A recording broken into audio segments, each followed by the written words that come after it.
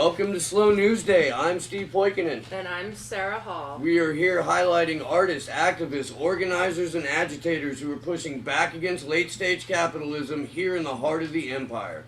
Joining us tonight is an activist. She is the former representative from the state of Georgia. She was the first black woman elected to the House of Representatives from the state of Georgia. She ran in 2008 on the Green Party ticket. She is currently in Bangladesh, joining us from Bangladesh in all kinds of weather. She is Dr. Cynthia McKinney. She is a legend. Thank you so much for being with us tonight. How are you? Well, thank you for inviting me, and it's still a slow news day.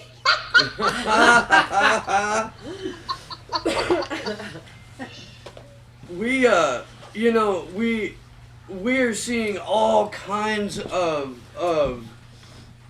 propaganda in our narrative right now, and it's pushing us I guess towards a hot war with Russia, or at least another Cold War with Russia, with the potential of going into Iran as well as a side prize. I was wondering what your current assessment of the deep state is right now, and has their maneuverability been compromised now that the concept of a deep state is no longer like a fringe notion? You know, it's out there in the public square as it is. Yes, you're absolutely right. And I am, at least there are more eyes on the 1%, you could say, to use the language of the Occupy movement. So at least there are more eyes on the 1%. Actually, they're like the 0.00001%, but at least we are looking at them, and they know that we are looking at them. And we also have the language in order to identify them, what they do, their strategies and their tactics against. Oh, and we're gonna have some hiccups here throughout the show because of the. There we go. Oh, you damn it! I hear you. Are you hearing me? Yeah, there we go. There, you're Just back. Got you back. You're back. So Cynthia McKinney is coming from Bangladesh today. She has a spotty internet and some weather going on, which makes her electricity spotty. If you just bear with us. But yeah, if we could get, are you there? So anyway, yes, I'm here, and I hear you guys perfectly. So the Great. problem is definitely on my end. If you could just do something like this or like this to let me know, and then I'll slow down. Okay. Excellent. Okay. So basically, for my dissertation, I have always been interested in COINTELPRO because I was interested in understanding those forces that were at work in the 1960s when we, the people of the United States, almost won. There was truly a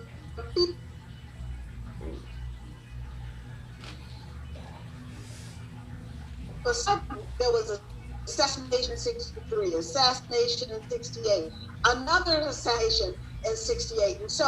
And then in December, sort of the quintessential assassination in the Black Panthers with Fred Hampton. Yeah. So we had a period of assassinations. Where did they come from? And what were the forces that were directing this kind of behavior? So that is why I was interested in COINTELPRO. I learned so much. I've read most of the thousands of pages of the COINTELPRO documents. I've read most of the pages in the Frank Church reports. Right. There's several. And so I've read most of that as well.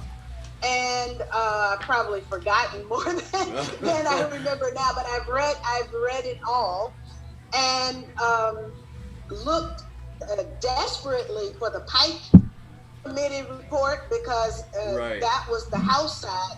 Frank Church was the Senate side, and the Pike report was classified and never released. But Oh, wow. and thank goodness that we had a Frank Church. Yeah. And so now, basically, there are some ideas that I've derived from those readings. One is that the deep state will do to the rest of the world what it will also do to the people of the U.S. Absolutely. So, what they do abroad, they also will do at home. That's the lesson that I've learned. That's something I say quite frequently. That's right. That's right. And so now what we can understand is that they are willing to do anything.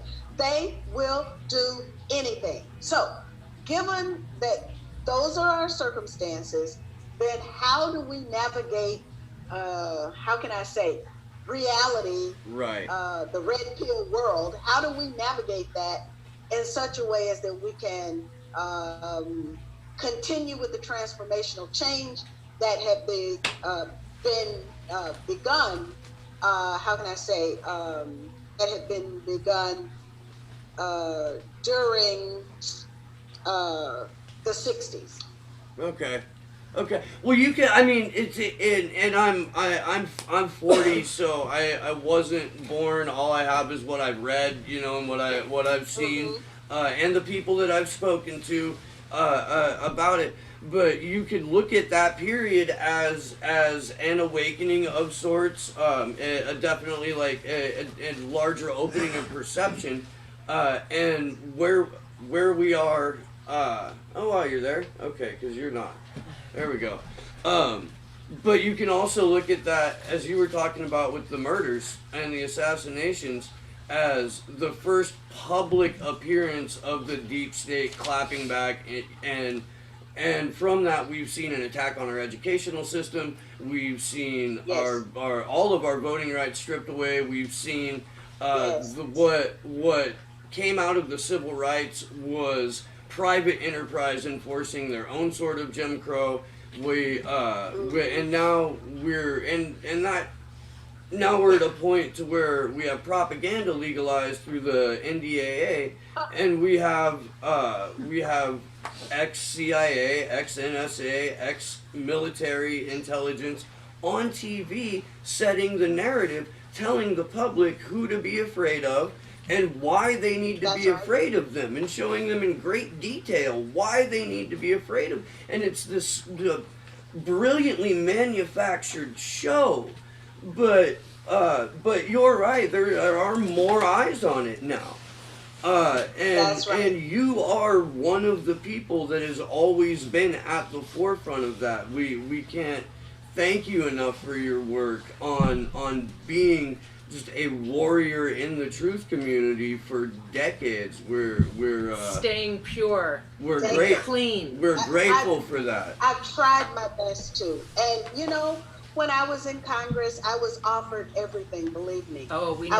I was told by one journalist who was acting on behalf of, those unmentionable people, the pullers of the levers of the deep state. I was told I could get the cover of Time, Newsweek. That's back when there was a Time and a Newsweek, Yeah. and that I could be in Congress forever and for the rest of my life if I did certain things. Play ball. And so it was really, that's right, play ball. So it was really an opportunity for me really to say, okay, I'm going to become this person that's lauded by everyone, or I'm just going to be myself. And so I decided to be myself, but now that comes at a huge price. Why is it that we have to pay a price for being ourselves, for being true to the truth? Why is it that there's this penalty that's paid for being a servant? We just lost you. I And back. Almost. it. My dissertation, okay, it's going down like this. My dissertation committee member said was Peter Dale Scott.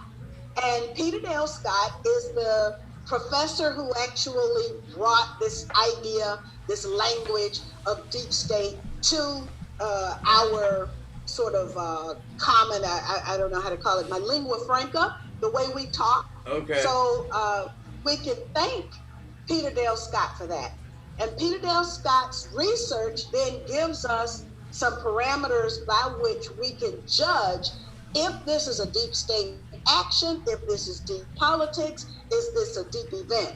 Like, for example, September 11th is definitely a deep event. The deep event exposes deep politics and the existence of the deep state. So that's how they're all related, and we can thank Peter Dale Scott for that. Then there's another Peter, Dr. Peter. His name is Peter Turchin. And the thing about him is he's up at University of Connecticut, and he gives us another theory that's derived from his research, and that is that at a certain period in the history of a state, what you will have is the rise of a very strong faction to fight the entrenched powers of that state. This is what we're seeing now, by the way.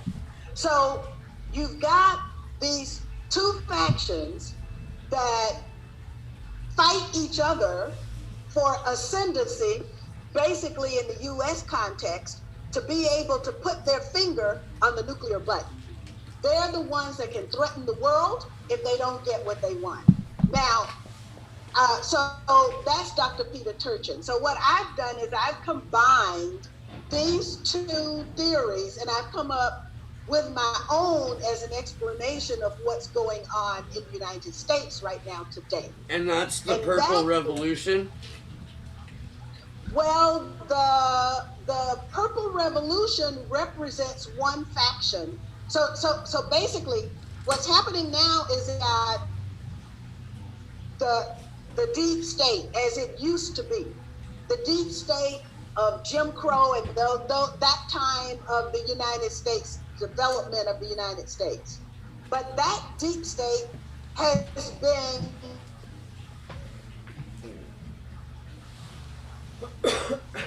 of a new set of contenders become power. Okay. Back up again? I hope we're back up again. Back up again. We're not back up again. We're back up again. We're We good. are on this Okay, side. great. Sorry. Okay. So you've got that deep state of the 1950s that was basically a different set of individuals, different values, different priorities, different everything.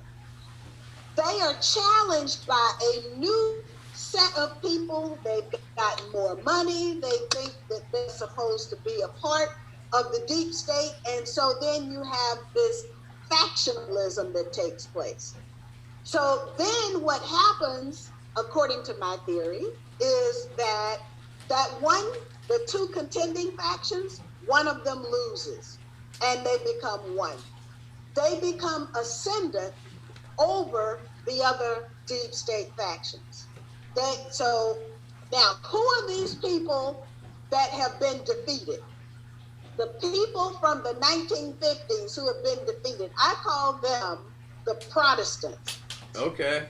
Because they are like, no, not the Protestants, I'm sorry, the Pilgrims. The Pilgrims. I call them the Pilgrims because the they are the people who basically set the tone, the values, the behaviors that were acceptable for the U.S. state from 1700 up until probably, 1800 or so. Okay. And then you got this other set that say, okay, they are becoming more wealthy, according to Peter Turchin. Once a faction becomes very wealthy, then they think that it's their turn to lead. And therefore, they should be the ones calling the shots. This faction, that faction, I call the Ziocons. So you've got the pilgrims versus the Ziocons. And then what we're witnessing today is the Ziocons have broken off into factions themselves. Okay. So this one set of Ziocons, represented, say, by the Hillary Clinton faction, is fighting another set of Ziocons. Those are the Ziocons that are surrounding Donald Trump, like, for example, Jared Kushner and that crowd. And so the Hillary Clinton people have said, wait a minute, we're the ones who fought the good fight.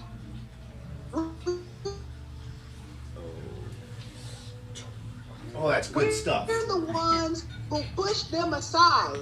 We're the ones who stepped on them, and therefore, I'm being given a message. Okay, so I hope I'm back up again. Yeah. And therefore, we're the ones who should have our finger on the button, on the nuclear button. We're the ones who should be able to threaten the world. We're the one who also should not be able to just threaten the world, but to rule the world. It's us. It's ours. And of course, that's, and then Donald Trump comes in with an entirely different set of people, and they're in the White House. They've got the right to steal whatever is left of the assets of the state of the United States of America. They are the ones with their finger on the button. And so all of a sudden, this new set of actors has been introduced into the U.S. political structure. And so now they're fighting to the death. My idea is that we've got three deep state factions. Okay. And in order for us to actually fight them and win, as we were winning in the 1960s, we have to go back to the theories. Well, actually, it's like common sense, but it's easier when it's like spelled out for you. All right. So Paulo Freire spells it out for us. Paulo Freire says in Pedagogy of the Oppressed, Paulo Freire says that there are mechanisms of oppression, conquest, manipulation, divide and rule, cultural hegemony, cultural invasion. Same thing, cultural invasion, according, that's his language. Okay. And then there are tools for liberation. Now, we did have the benefit of Paulo Freire's writings in the 1960s. I think that there were some individuals who also were sort of like in the background, directing and steering. But basically what we had was a critical mass of the population of the United States that was willing to test, try, throw away what doesn't work and try something else until you find something that does work. And so these tools for liberation that Paulo Freire gives us to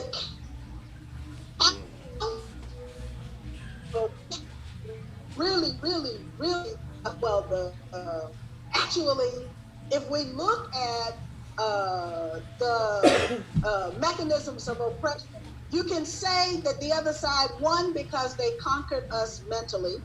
And through the conquest, the mental conquest, although Paulo Freire at that time was talking about colonialism, so he was talking about a more physical kind of conquest. Yeah. But we all now have been colonized, right? Yeah. Because we've got the mental colonization from the deep state, the apparatus, the propaganda apparatus of the deep state, where we've been conquered, manipulated through their propaganda. Divide and rule is their objective. Yes. And so gatherings like this are not supposed to take place because it's okay. Right? So we are violating the precept especially now of the Hillary Clinton crowd, Yeah. because we are coming together. And so, what is it? Those tools of liberation: organization, cooperation, what's it? Oh gosh. What about the Cultural ability? What about the ability to activate an otherwise lazy or complacent or afraid population? Where does that factor in? How do we get there? Well, you see, that's why I'm wearing my yellow today. All right. Because we are seeing it right now with the yellow vest in France. So All right. you see, at some point, the people will wake up. The people's, how can I say, and this is exactly what happened with us in the 1960s, it didn't matter. So the Black Panthers understood as, wait a minute, as Marcus Garvey understood in the 1900s. Yeah. Early 1900s, Marcus Garvey understood that the only way to defeat this new power that was coming into the U.S. and trying to exact its sovereignty over everybody else,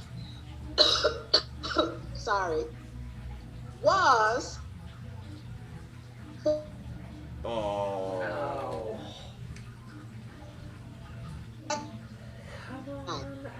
I'm sorry, you're gonna have to do that one more. You're gonna have to do that one more time. We lost it right at. We lost it right at sovereignty. Okay. Bring your back. Okay. There we go. Okay, so those people who are part of the forgotten faction to unite. And that's what we're doing. And that's what happened in France, because you got the 25 demands from the Yellow Vest. And those 25 demands are where we were in the 1960s, remember? Where Portugal, as a colonizing country, was in the 1970s.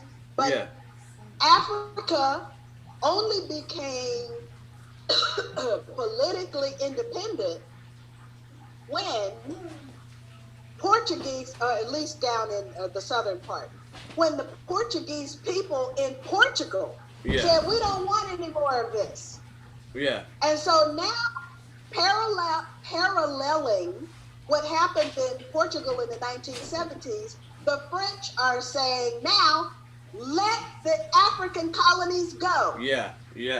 So you've got all of these people, even though the vitality of the French state depends on the money that they are stealing from their African colonies. Right. So now. No, there's we did an episode on the Yellow Vests early on. Our producer Barry used to live in France, in the southern part of the country, and still has friends there. And so we interviewed our producer to talk about but we pulled up the translated list of demands and went through some of the highlights, and it was one of the more I think we even said on the show, like, it makes too much sense, you know. People are going to be hard pressed to deal with something that rational. So now what we need, I think, what we need is the mechanism to pull us together. So that's how I came up with my power cells idea. Okay. And but in order for that to actually happen, well, at least there needs to. Oh, lost you there for a moment. Like right when she's gonna say the important things, right? Every time. Every time. Like sitting there baited. All right. It seems like a 3-second delay. Okay, There it is. Now we're Okay. Back on. we're back. Back? All We're right. back? Yeah. Wow. Okay. That's wild. So, Paulo Freire gave us the framework, the organization, the collaboration, the cooperation, the unity for liberation, and the cultural synthesis. So, what I show my students in political science, I teach political science It's gotta be to a undergrads, class. and then on the graduate level, I teach organizational development and change and leadership. Okay. So, what I show my students is Derek Sivers' 3-minute TED Talk, where he describes how to make a movement. All right. How do you make the movement? First of all, you've got this one crazy person out there jumping up and down and dancing at a picnic. And that person is called the lone nut. Yeah. Right? Because he or she is all alone. Yeah. Now, in Northern California, in your neck of the woods, you've got a whole bunch of lone nuts. We Right? might be some of them. That's right. we have good barbecues. We do. Okay, so now, what he does in this, it encapsulates all of this change theory that I studied as part of my PhD, but it's just 3 minutes of education of how to do this to arrive at critical mass. So you got these people out there dancing at the picnic. And then what happens is one other person comes along and starts to dance with the lone nut. Yep. That is called the first follower. And if we look at our movement, what we can say is the movement didn't become a movement until there was a first follower. Right. Then after the first follower comes and is embraced by the lone nut, then okay, the first follower shows to the rest of the people at the picnic that it's okay to get up and start dancing. After a while, the entire picnic is dancing. That's the creation of a new common sense. And I don't care what theorist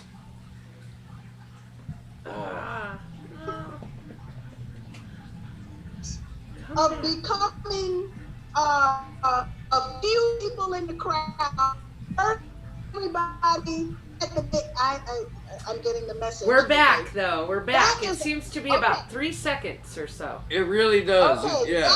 I think I can time it. that is a process. And that process is what we have to engage in order to create the new common sense. I believe in the United States we already have the critical mass. Because of the work that has been done before, I believe that now people understand, there's a critical mass of people who understand the machinations of the deep state and the tactic of divide and rule, but there's not a mechanism to pull us together Right. so that we can actually begin that process of breaking down their efficacy of the propaganda.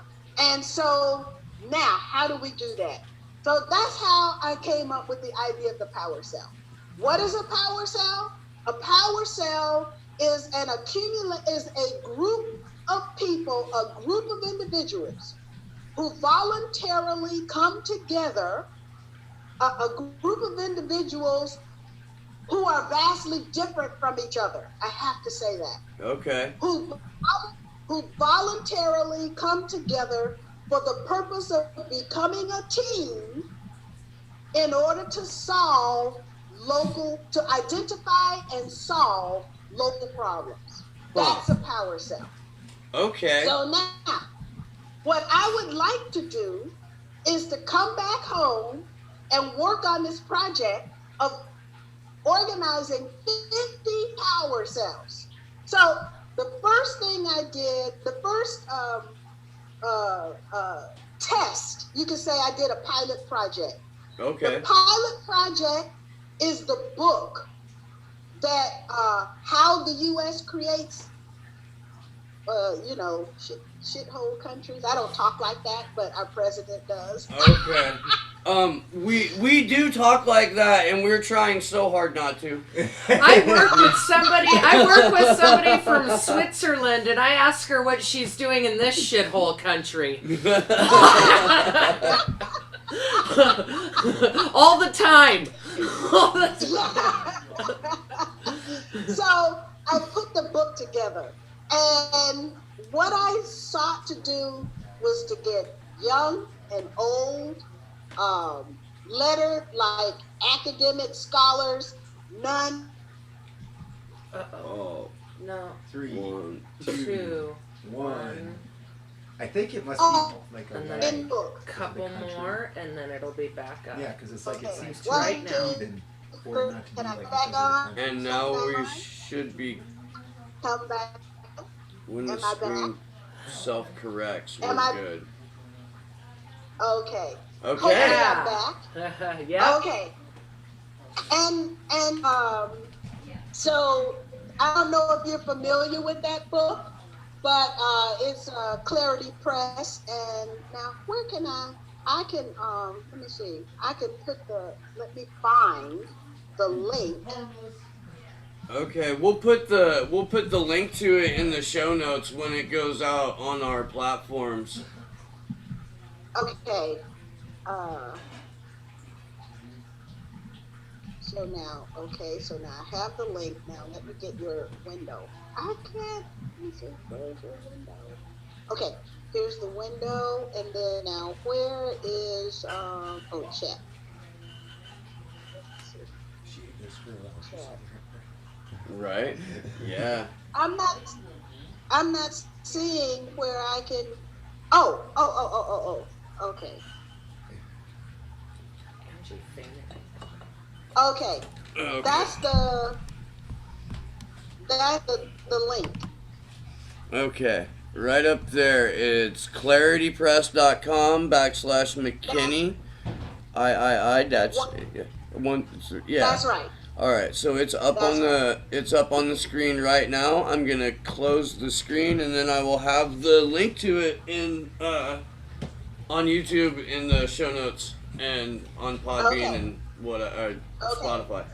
So what I did was I got all of these different diverse people together and said, okay, I'm hearing from the left, I'm hearing from the right that we're anti-war. Yeah. Let's demonstrate that we are anti-war by pulling people from the left and pulling people from the right, and let's write about it.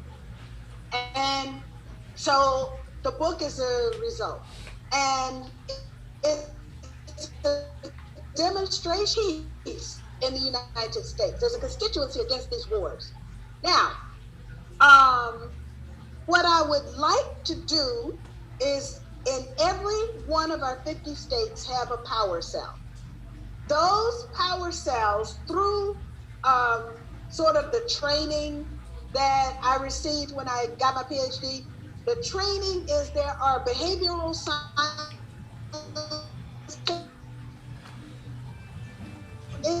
different individuals from a group and turn them into a team. Okay. Yes. And back. 1, 2, 3. So let's see if I'm back. Am I back? Yeah. You are back. Okay. So let's take a group of disparate individuals, vastly different from one another, and let's turn them into a team. Yeah. And there's ways that we can do that. And then what do? We go through the steps again, same little process that we would do in the one setting. We get them to identify the common problems and then arrive through the same process at common solutions. And then we divide those problems into what can we resolve today, what can we resolve in a week, what can we resolve in a month, and what can we resolve in a year. So we do that and we identify. Now we have I would call it a local organizing committee. The power cell, it becomes an action team geared toward resolving community problems. I don't define what those problems are because I don't live in the community. Right. I just help in the guidance to the identification of these problems and their solutions. And then we go through this process 50 times in 50 states. That way we build a community of people, and then of course all of the 50 power cells are communicating and giving their feedback to each other so that we can learn what works and what doesn't work. And then if there's a tough problem for the one power cell, maybe another power cell has already gone through it and they can help through communication. One of Paulo Freire's, we knock out Paulo Freire's organization, Unity for Liberation. We knock out his tools for liberation through this process as well.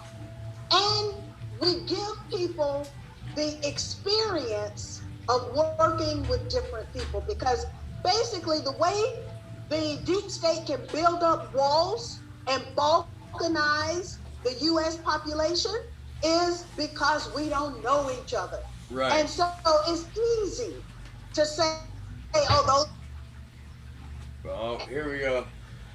We lost you. We are getting, okay. It's easy to say. So, and back. 1, 2, 3. Am I back? Okay, great. At least, see, there's an engineer here who has figured out what the system, the structure of the, how can I say, the unevenness or the internet failing is. So that's very good that we understand that. So, now imagine the synergies that we can build if we know that there's a group of people that has solved one local problem successfully.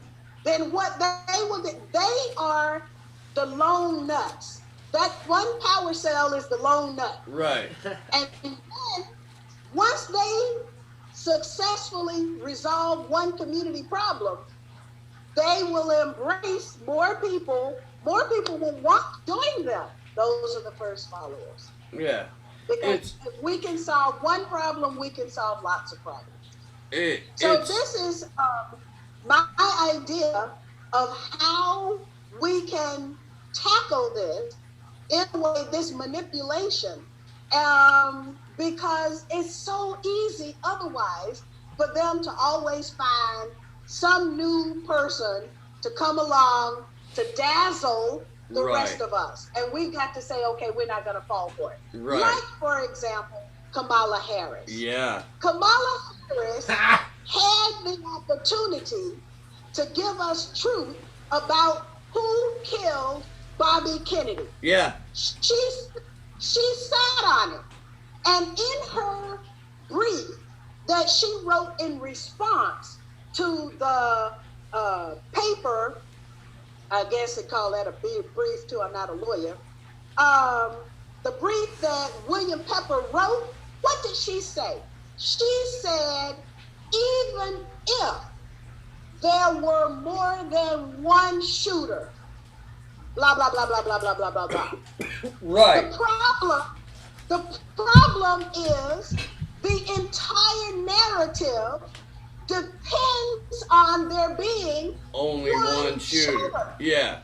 Yeah. So if you say even if there were more than one shooter, you're shooting down the deep state narrative. Yup. And yet she decided not to rehear the case, not to give him I can't remember exactly if it was to Oh, here we go. 1, 5. 2, She 3, decided against it. 4, 5, and it should be coming back It right should now. be coming back. Oh. 3. I should be coming back. Yeah. Ah, there you are. Am I back now? Yeah. There you Okay. So Kamala Harris had the opportunity to do the right thing, to provide truth to the U.S., to the people of the U.S. about the murder of Bobby Kennedy. Yeah. But instead, she did the wrong thing, and she got rewarded with a Senate seat. She did the wrong thing at every turn when she was Attorney General. I was here in California when that happened. Her opponent was this authoritarian, right-wing, blonde-haired, blue-eyed, Lebensborn poster child scumbag who she beat by less than 1 percentage point in the bluest of blue California, which says more about her record as a right-leaning centrist, barely. She says she didn't want to let prisoners out because they were cheap labor. They were, and that was her team's defense. The state of California saves X amount of dollars by prison labor, so early release is not recommended because it'll cause budgetary concerns. She gave Steve Mnuchin and One World Bank a pass after Mnuchin foreclosed on an extra 5.1 million people. I mean, she was extraordinarily aggressive against people of color with cannabis laws while she was Attorney General here. She got that. See, she was endorsed by 15 separate police unions for her Senate seat, and got a $50,000 check from Steve Mnuchin. I mean, if that, and she's gone and she's kissed all the right rings at the Hamptons. The thing about Kamala is, though, man, people might not be hip to her outside of California, but they moved California's primary up. She will not win a primary with anybody else on that ticket in her home state. Wow. Once that happens, she is done. I will make that prediction right now that if Kamala Harris is running for president and there are more than 3 other candidates, she does not win California. Wow. What you were talking about, your plan, and what it's really, really awesome that you brought that up and that you have a path forward for it. I co-founded a political party called the Progressive Independent Party about 3 years ago now. And we're kind of stepping away from a national party platform and moving more towards local organizations. And we were just talking in a group meeting about how we were going to go forward doing that. And you've just given me a ton to go off of. So I really, really appreciate that. Thank you.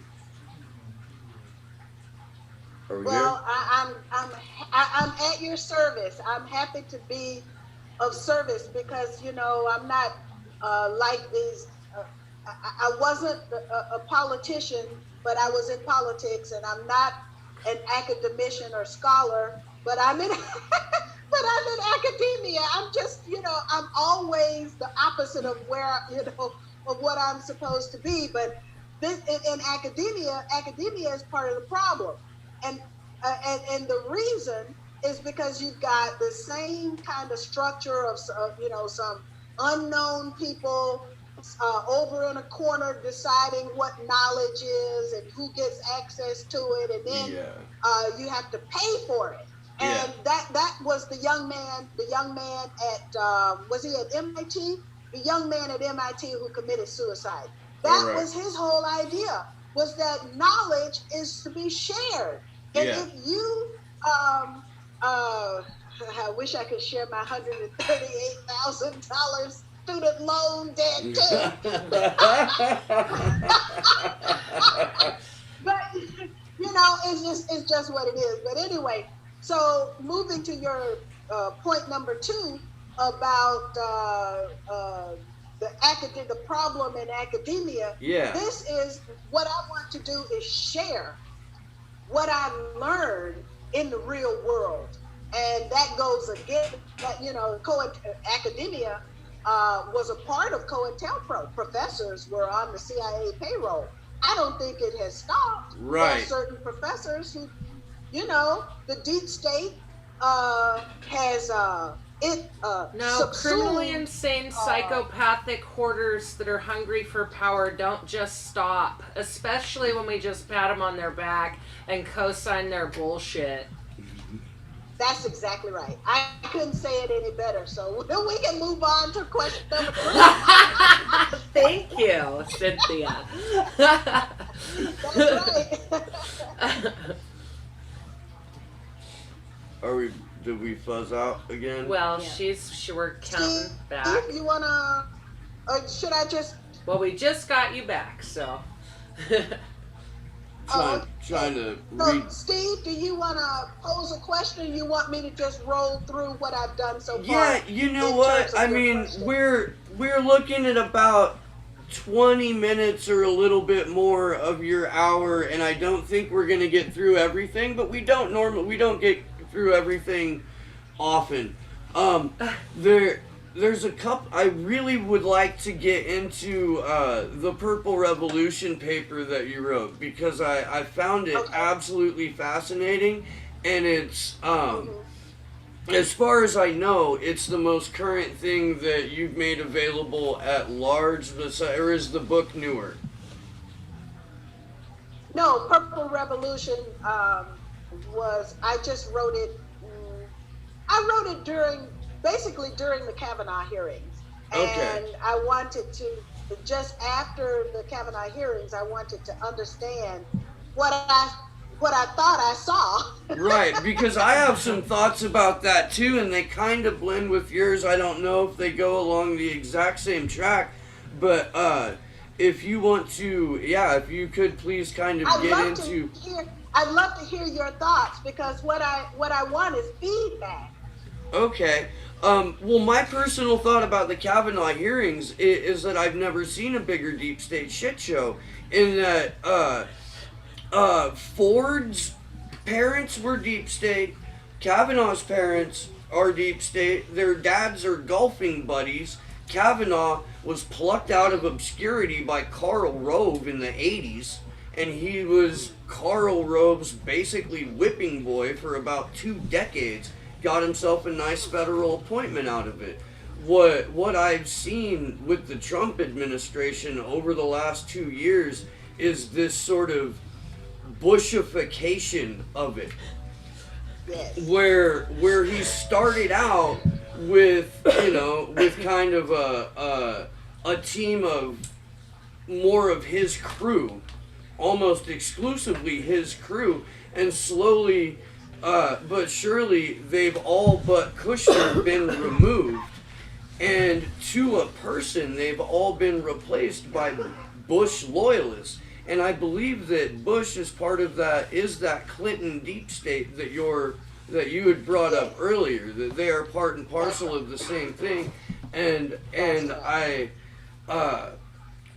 so if that, I don't know if that ties in with what you saw when you watched that all go down, or if that's something that you can see, but I'm always going to be concerned when too many of George Bush's friends get back into the White House. And we should have you back in about 3. If you follow my okay. And we should be good. Twitter, And we're back. Yeah. Feed, let me.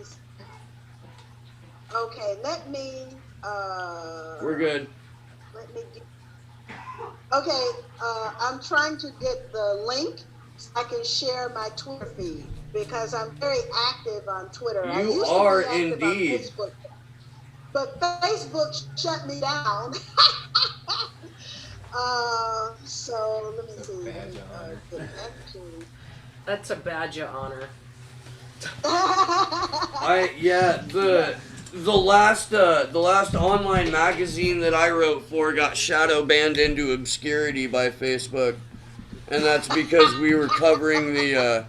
Here's Cynthia McKinney's Twitter link on the screen right there, you guys, and then I will again post it in the show notes on our platforms. Yeah, for covering the Dakota Access Pipeline. That's what got us shadow banned into obscurity. Okay, yeah. And that's one of the reasons that I don't like Elizabeth Warren. Yes, because of her absolute inaction. So basically, so there's two ways to look at it. Is Trump just buying time, and buying time by putting those people, those swamp monsters, by reviving the swamp monsters? Is he just buying time and he's going to do what he wants to do anyway? Or is he being engulfed by, or has the deep state tsunami drowned his administration? Right. I think that's basically the main question that you and I would share. Yeah. And what's the genesis of these swamp monster moves? Because if he really were interested, and here's the thing, this is another lesson that I've learned, and I hope that the sound doesn't go out. But there's no way to buy the acquiescence of the deep state. Wow. When they come against you. Yeah. There's no way to buy yourself out of that. If they're against you. And there you go. So 5, 4. All losing your base. And 1, should be 2, back. 3, 4. Am Yeah. I back? Yeah. Am I back? Yep. Yes. Okay. All you do as a political person is you lose your base. The more you allow the deep state to subsume your platform, your agenda, the more you lose your base. And what the Trump administration has not done, it has not grown its base. Right. To have been elected by such a small margin, you would think that the political bodies inside the Trump administration would be reinforcing to him on a daily basis, you need to grow your base. Now, who is your base? Your base are the black people who stayed home, because we know black people stayed home. They didn't turn out to vote. Yeah. And Jill Stein's recount shows one of the mechanisms. Okay. You're down again. Down again. Ooh. That's new.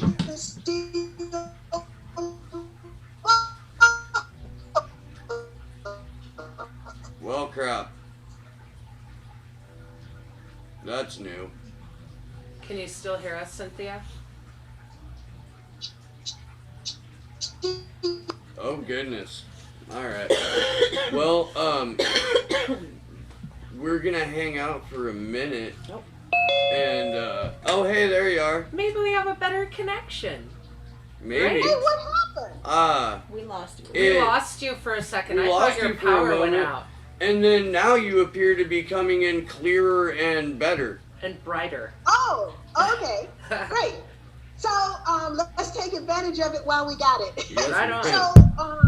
So I believe that either it's part of Trump's strategy, or Trump has been drowned in the deluge. Okay. You know what? I kind of feel like the advantage that the deep state has against anyone, and I only consider Trump an outsider to a certain extent, because he is Yeah, power broker. He's been part of the New York real estate scene. Oh, and we what? Are we back? Are you there? We're still recording here. Are you there, Cynthia? Huh. Is this gonna Oh, hey, there's something. same thing, about 5 or 6 seconds? About 5 or 6 seconds. That's odd. My point. Connection is unstable. Okay. We're all a little unstable. But my point being is that they get to while they're in those positions, they get to hire as many of their lackeys as they want, and Trump's guys only extend so far. His network is only so big, so the advantage the deep state has is they can place people in a lot more areas and allow for a lot of them to go unnoticed, fly under the radar. So it's much harder to root them out. Well, they're deeply embedded. Yeah. I mean, there's the powers that came after me from every angle.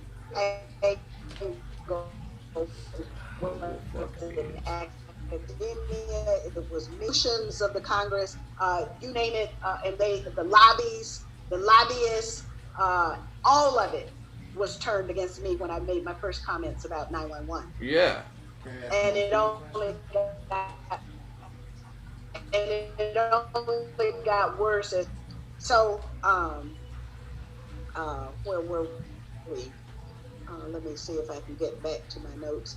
Do you think that the Trump administration legalized hemp and possibly cannabis in the near future in order to galvanize the populace since he doesn't have political friends? Did you hear Well, that? If he did that, yes, I did hear it. Okay. And if he did that, it would be all over. I mean, if he did that, that would be marvelous. He legalized hemp a week and a half ago.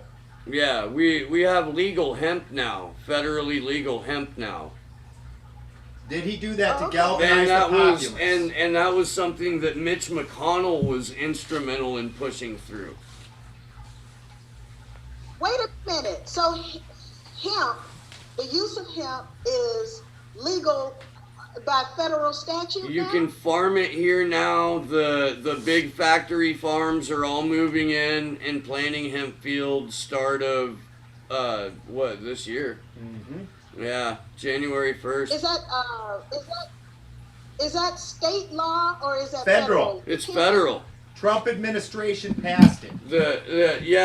It was Mitch McConnell and a couple other senators wrote the legislation, and it passed both chambers, and it was signed by Trump. Can I bum one of those, please? Yeah.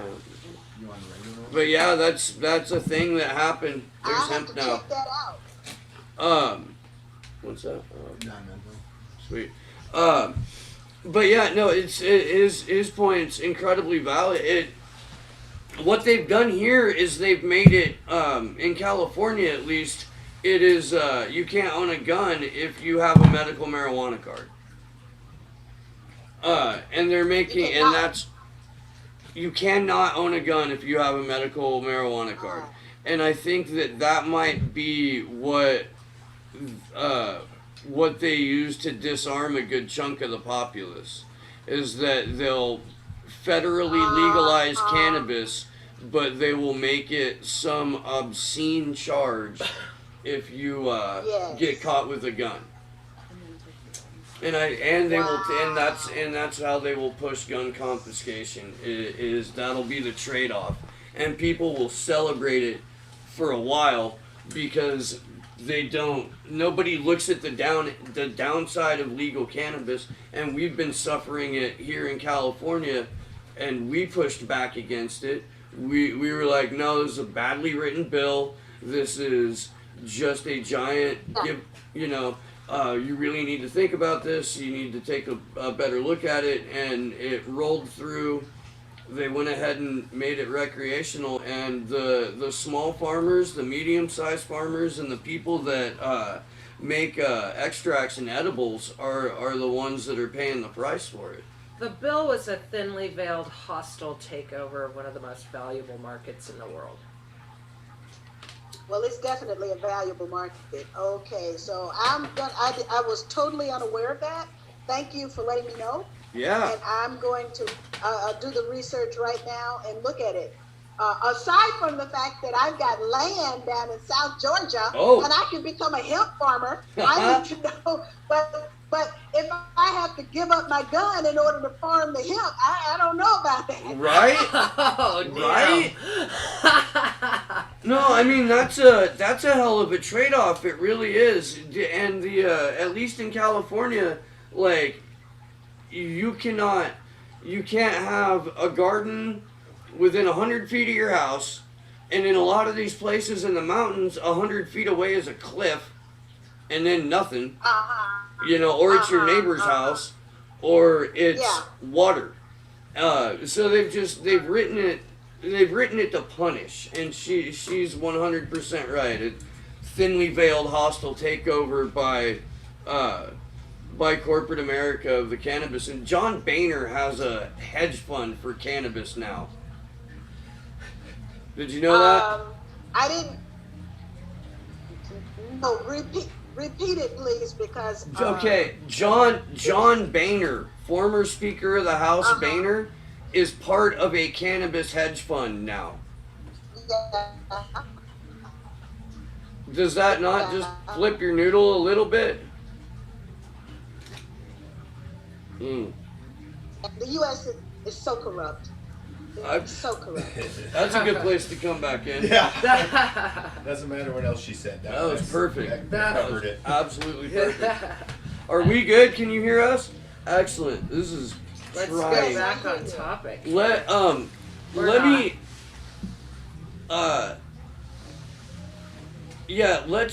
let's get to the bulk of the Purple Revolution bit, because I do feel like it's worthwhile. There's probably people who are listening who are not familiar with the term balkanization in general, or how it would apply to the Mideast or Latin America. So if you could kind of like explain what a color revolution is, and then what the balkanization is, and how that's applying to what we're living through right now with these illegal wars.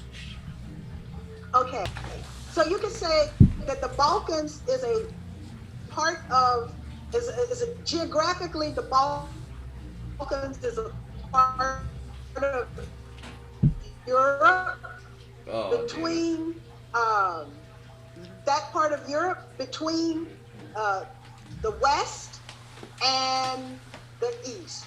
The West, meaning it's both geographic and political, because the Balkans were caught between the liberalism of the West after World War II and the communism of the East in China and Soviet Union.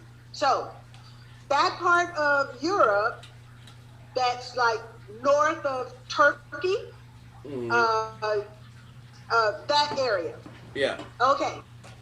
So basically, the area that Yugoslavia occupied, Right. and Yugoslavia represented under Tito, represented the political and economic manifestation of its centrality, because it was not capitalist like the West, Right. and not communist, a grouping of ethnically driven enclaves that had autonomy from the federal government, sort of like a confederacy, like the United States might have been at one point. Yeah. And so the states basically managed the affairs, because you have Catholics there, you've got Muslims there, you've got Protestants there. You got all of the world's religions, maybe not like Hinduism, because that's located centrally over in India. Right. But all the other religions, all the ones that like to fight. All the ones that really like to fight. They're all right there in Yugoslavia. Yeah, the Abrahamic religions. And so Yugoslavia was able to arrive at a political, economic resolution that kept the peace. Yeah. And then, and so it was a political resolution that kept the peace. And then economically, you had worker cooperatives that were driving labor to the imagination, but it also was not, it was more like direct democracy sort of kind of thing. And the United States, after the fall of the Berlin Wall, the United States said, we move NATO right up to our primary challenger, which is Russia. We need to move the boundary of NATO straight up, which meant that they couldn't do it. They had to go right through Yugoslavia. So what did the U.S. do? They devised a strategy to destroy Yugoslavia. Yep. And that's how we got the countries that we have now.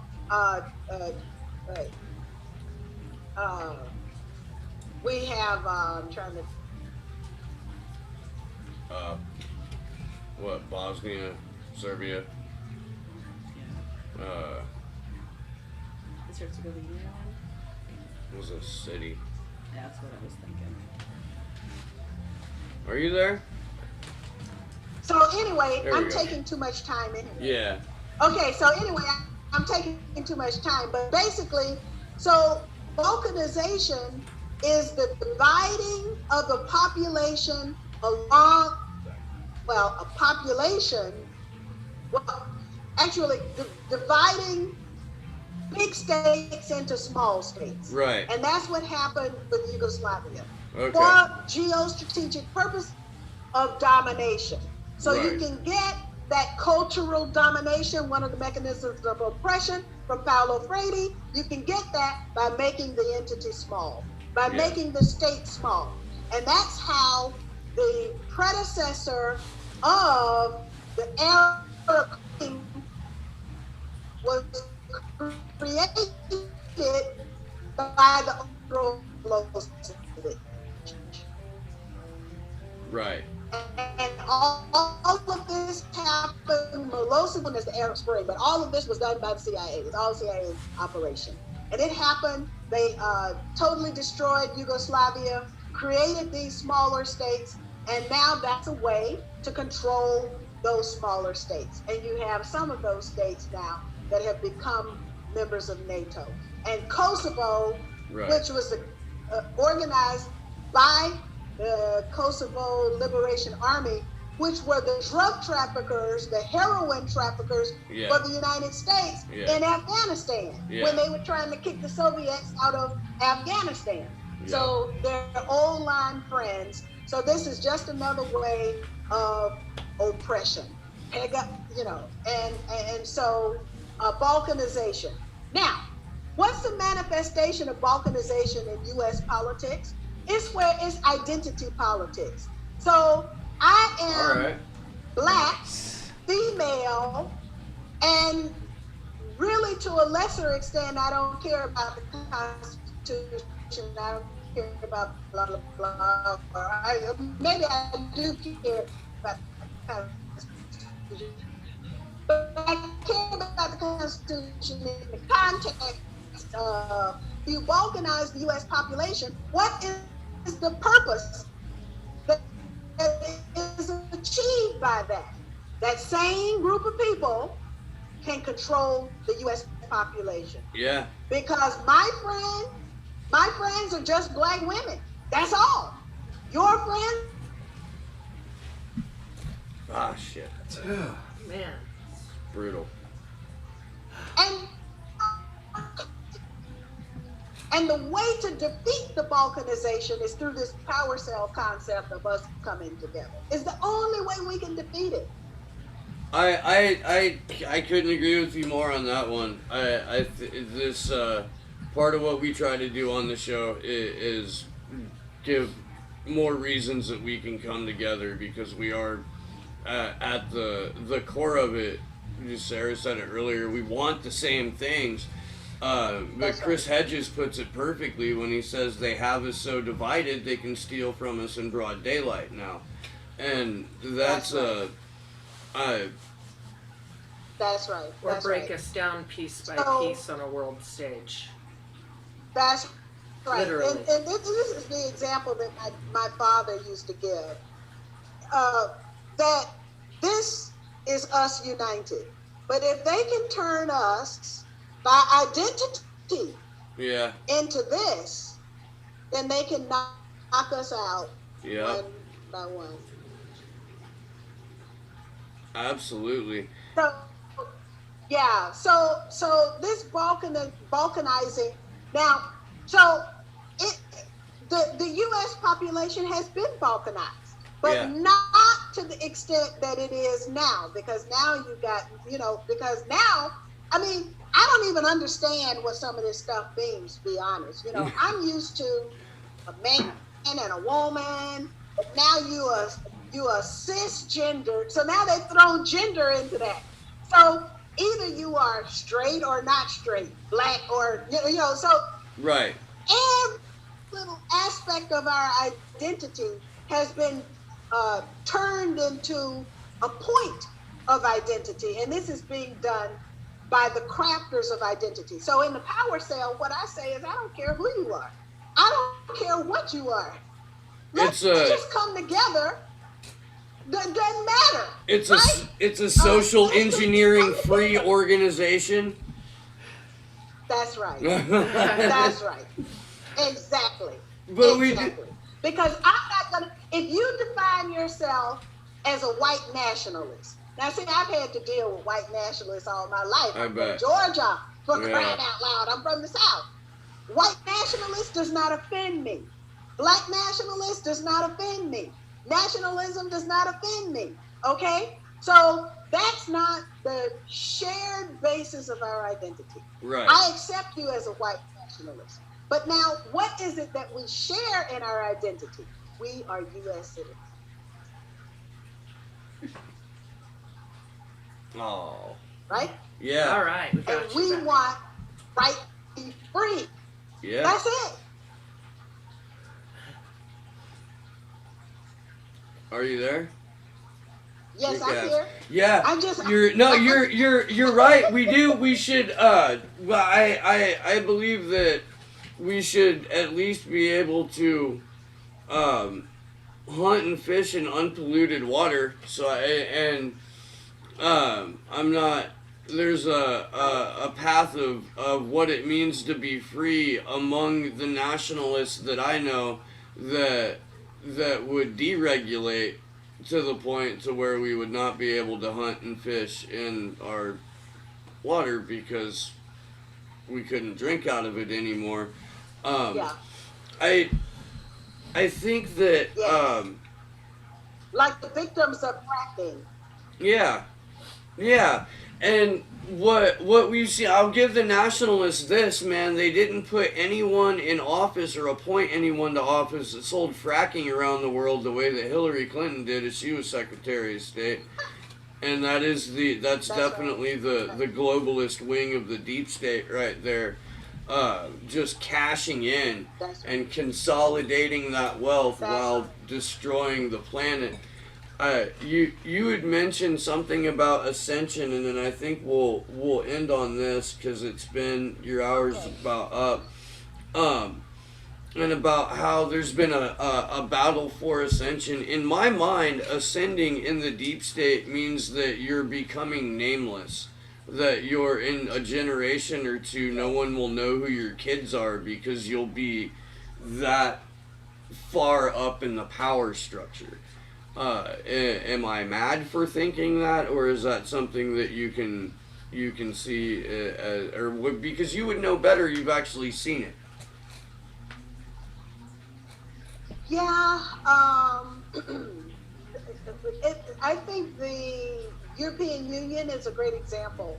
That the European Union, basically, the strings of all of the member states are pulled by nameless, faceless individuals that the general public has no idea. They never voted for them. They have no idea who they are. And that's why you have the potency. I just posted on my Twitter page that, in my opinion, Syriza betrayed its promise, because Syriza was Brexit. You can't have the foxes actually trying to protect the hens. It just doesn't work that way. Right. The people, they didn't voted for Brexit. They didn't get it because they don't want these nameless, faceless bureaucrats to determine what is right and wrong within their countries. Did we lose each other? We can still hear you. We and can still still have hear you visual. now. Yeah. Yeah. You're right. It's if the what is happening to the Yellow Vest movement in America already, I really hope it does not happen to the Yellow Vest movement in France.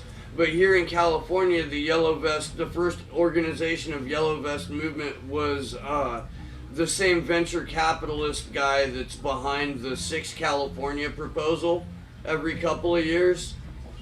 Do you know who I'm talking about? Are you familiar with that? At any rate, it was a complete co-opting of the Yellow Vest movement for purely partisan and disingenuous reasons, and that just seems to be what happens when something comes to America. Is that we? That's what happened with Tea Party, because remember, party was independent, non-partisan, and then what did they do? They swooped vice presidential nominee. Okay. Palin. They swooped Sarah Palin in. Yeah. To co-opt the Tea Party movement. But in the very beginning, so that's why we have to be that. We have to be everything that scares them.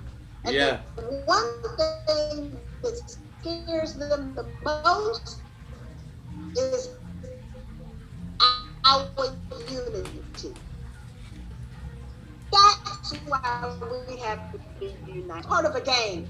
We're the freedom game, right? Oh man. All right. Well, I think I lost you. yeah. Cynthia, we're gonna go ahead and let you go now. Thank you so much for your time. Okay. Your website is all things Cynthia McKinney. Is it .com or .net? .com. .com. Okay, and you can get a yes, link. .com. I'm making an apology that I need to upgrade it, but it's there and it works. It does. You can get that's where the link to the PDF for the Purple Revolution is. And then we will post a link to the book and to the website in our notes. Cynthia, thank you so much for joining us tonight. Absolute pleasure. You are an angel. And for whoever drove 6 hours, I hope it was worth your 6 hours. Absolutely, you are